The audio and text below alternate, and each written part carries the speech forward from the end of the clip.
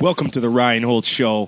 On this show, you can expect the latest, the greatest, and the best curated content on business, marketing, automotive, and lifestyle. Sit back, put in your earplugs, and let's enjoy the ride. Now, as always, I want to make sure you get the best in content that will help you monster your goals, both personally and professionally. I want to keep this conversation going, so please check me out on Twitter, Instagram, and Periscope at Ryan Holtz1. And then go over to facebook.com/Ryan Holtz Marketing, and we can chat there too. I also want you to visit www.ryanholtz.ca, as this will be where I put my almighty beloved show notes. Ladies and gentlemen, boys and girls, I am proud to bring you the Ryan Holtz Show. Let the beat drop and enjoy.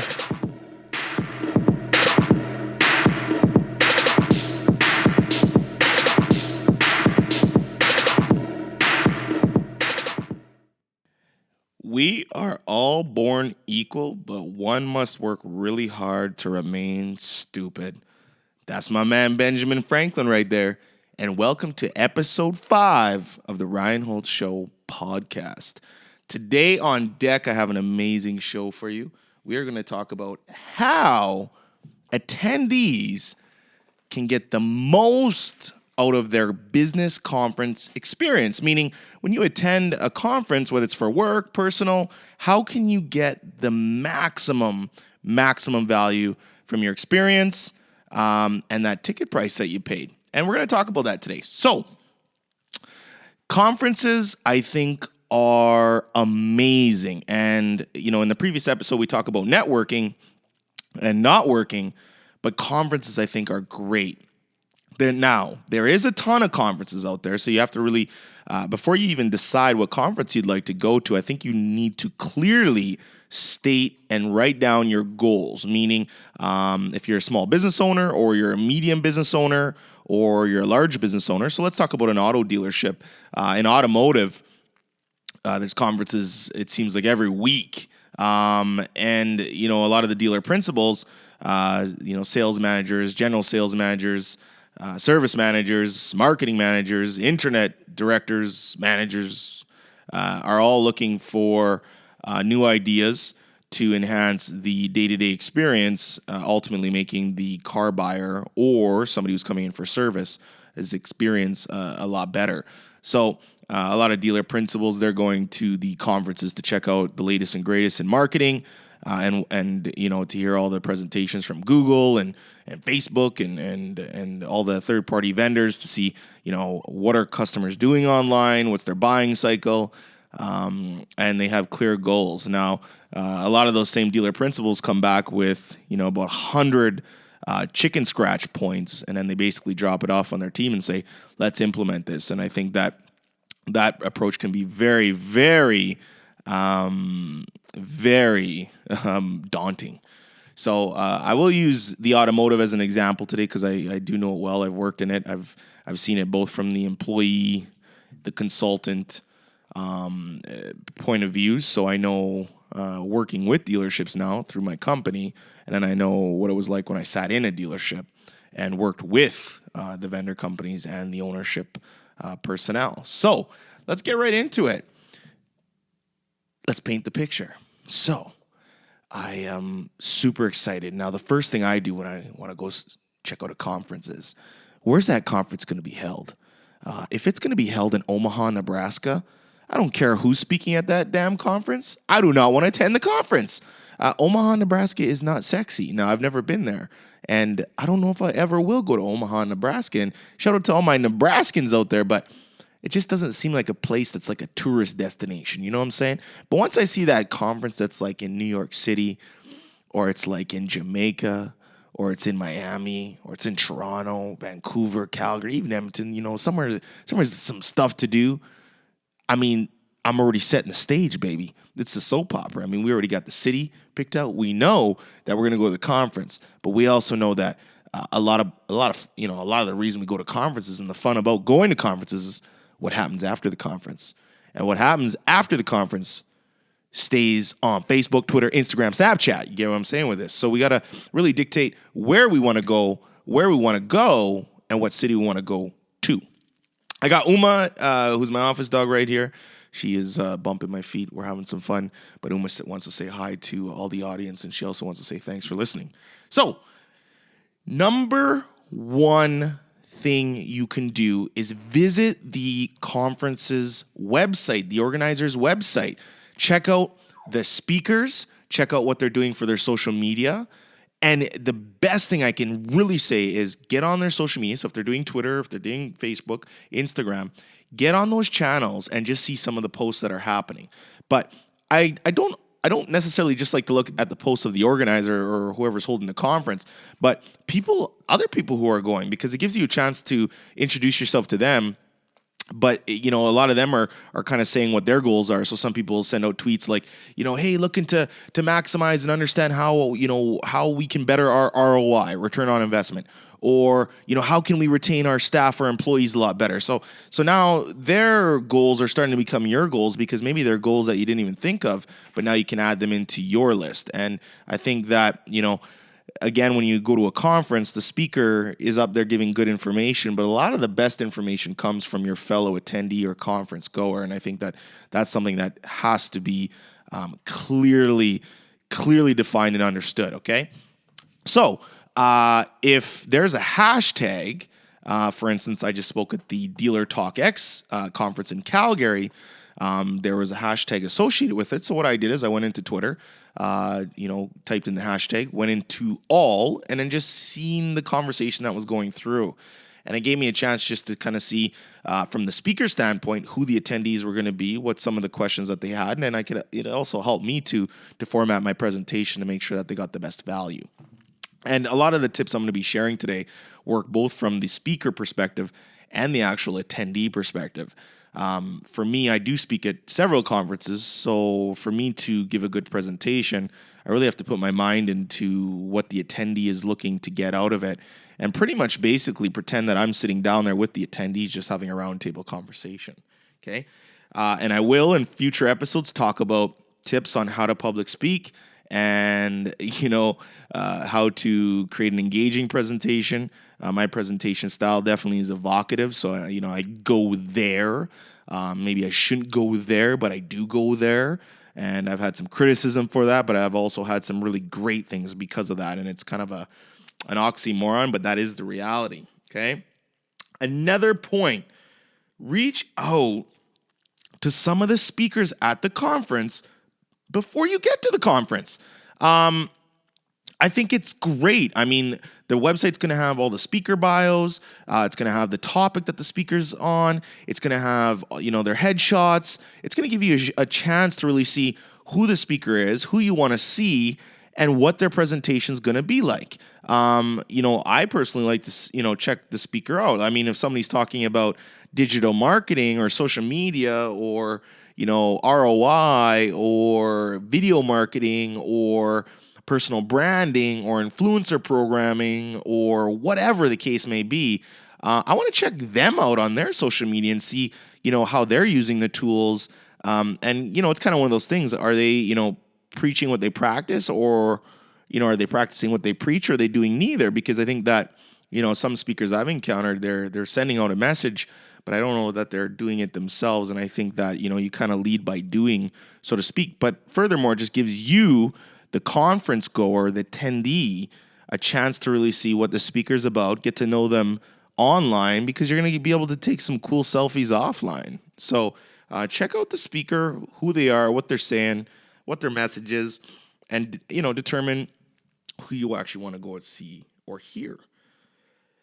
Set out and clearly label 3 or 4 goals. Now, this is extremely important because, again, if we reverse engineer this episode and we go from the speaker's perspective, we know that the average human brain loses attention span, 12 to 15 minutes in. So this is why we are going to be putting in slides of imagery, some funny jokes. I want to tell you a story, because we know that we have to diversify our presentation. Some people like to see, some people like to hear, some people like to read. So we have to make sure that we're going on all 3 forms of communication and kicking on all 3 cylinders. That being said, you as the conference goer have to have at least 3 to 4 goals, and I think that's a good number, because I think if you say I got 25 goals I want to get out of this, I think it's presumptuous, it's too much. And let's be honest, when you go back to your workplace or your business or your dealership or your real estate brokerage, how many of those goals are you actually going to be able to execute and put into place? And that is something you got to be real with yourself. But to set that expectation of 3 to 4 takeaways, that's awesome, because now your mind is focused on, I want to get information for these 3-4 points, and anything over the top is literally, it's like fudge on a sundae. It's just a bonus. And then out of those 3-4 points, you and I both know that you could probably go back and execute at least 75% of them. So to me, I say, hey, your conference was a success because you took some actionable items back, but furthermore, you actually executed on them. What's an example of maybe 3 or 4 items? For instance, if I'm attending let's say I'm attending an Adobe Photoshop conference. Say I'm a graphic designer or I'm in design. Maybe I want to see what the latest and greatest programs are out. So that could be one. And maybe I want to see get maybe somebody who's at the conference, maybe somebody's offering some training platforms online or some sort of extra education that I can maybe subscribe to or pay for after the conference. So maybe I'm looking to advance my skill set and I need just a little bit more education. That could be another point. So now we got latest programs, point 1, and now we got, educational advancement opportunities, point number 2. And then maybe point number 3 could be, maybe they're going to have a speaker that's basically telling you how you can start up a graphic design business and, start getting paid for some of that instead of going to like sites like Fiverr where your work is kind of devalued. So that could be point number 3. Maybe you're trying to, open up a business and you want to see what other people are doing and hear it from the quote unquote experts.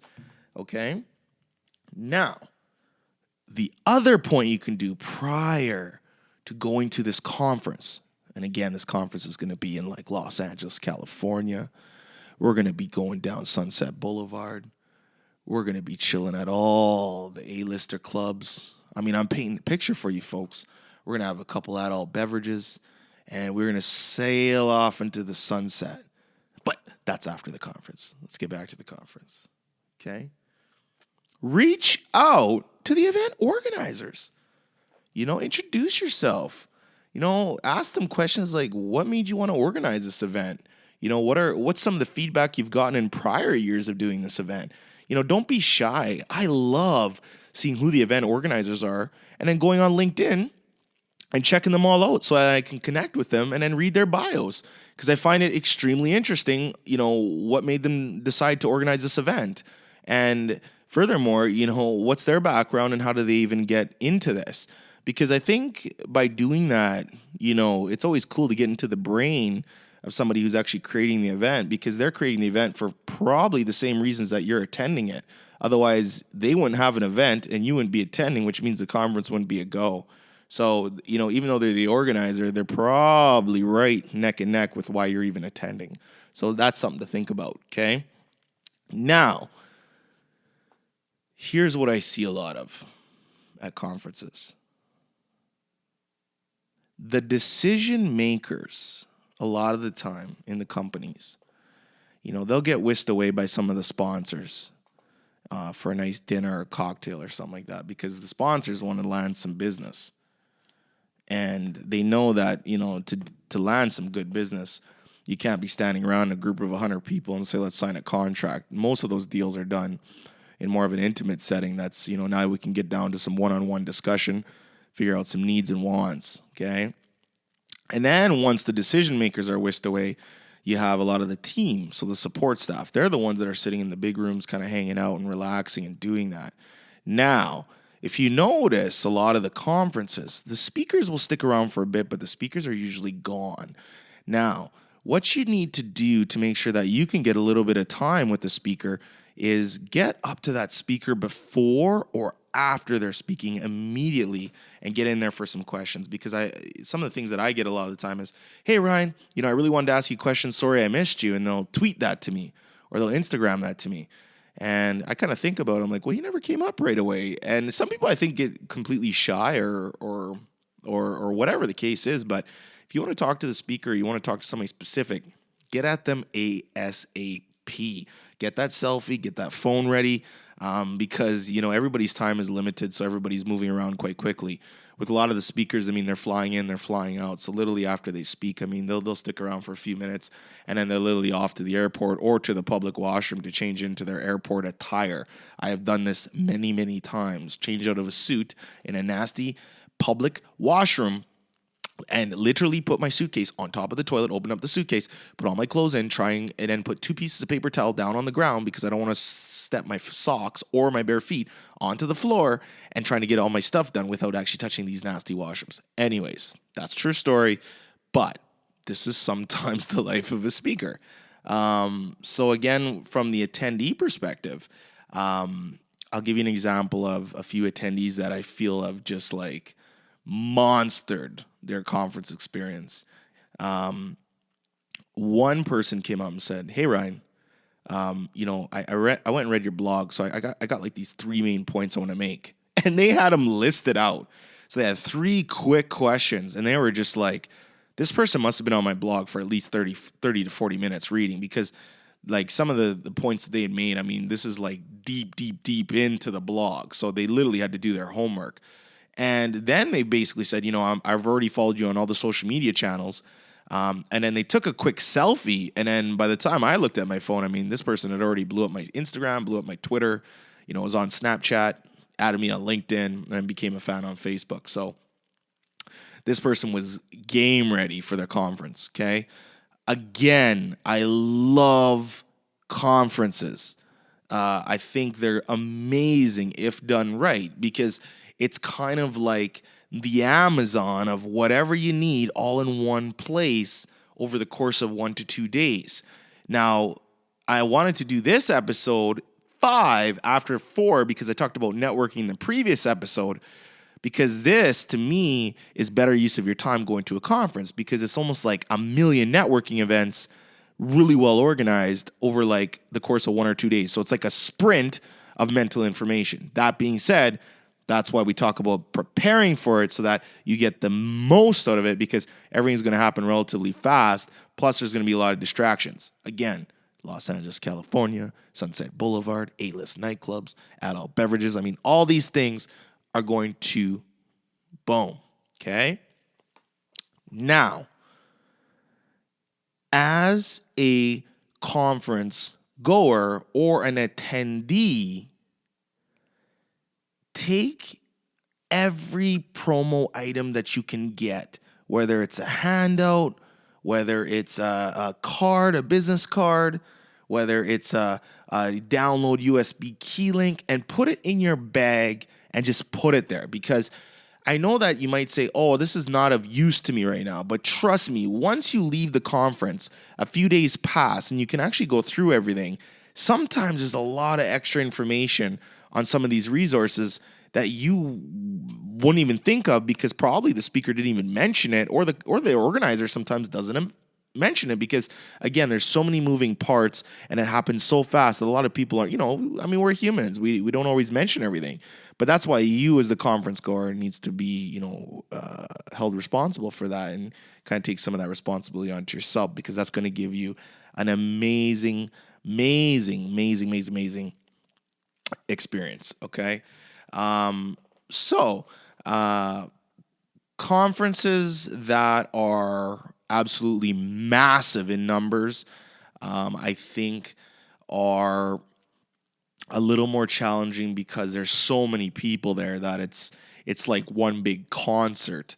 I like to really go to the conferences that are, in that 150 to, let's say, 600-700 people type of atmosphere, because I feel like, it's big, but not overly big, and you still can get a lot of talk time with the people that you're really, really wanting to go and talk to. Okay. So just to recap a few points. Okay. Before entering that conference, go to Twitter, Facebook, Instagram, Snapchat, all these things, figure out if the conference has a social media presence. And if they do, start reading the streams. If they have a hashtag, look up the hashtag and see what kind of conversation's happening there. Reach out to the speakers prior. Check them out on their social channels. Check their websites out. Read up on them, okay? Research the speaker bios, okay? Set out and clearly label 3 or 4 goals prior to going, just so that you stay focused and, you're kind of creating the expectation that you can actually execute on, okay? And reach out to the organizers. Okay, don't be shy. I mean, they've organized the conference for a reason. And, the one point I did not mention is get there early. There is something to be said. The early bird catches the worm. Get there early. Enjoy yourself, okay? We're going to wrap it up right now. Thank you so much for listening, everybody. I would love you to shoot me an email, info@ryanholtz.ca. Let me know what topics you'd love me to cover. I got like 150 topics literally written down that I'm going to be doing on this show, but I want to know what you want to hear. I want to know specific topics that you'd love me to cover. I want to know your feedback. I want to know everything about you. I want you to reach out to me on Twitter, Facebook, Instagram, Snapchat, Periscope @RyanHoltz1.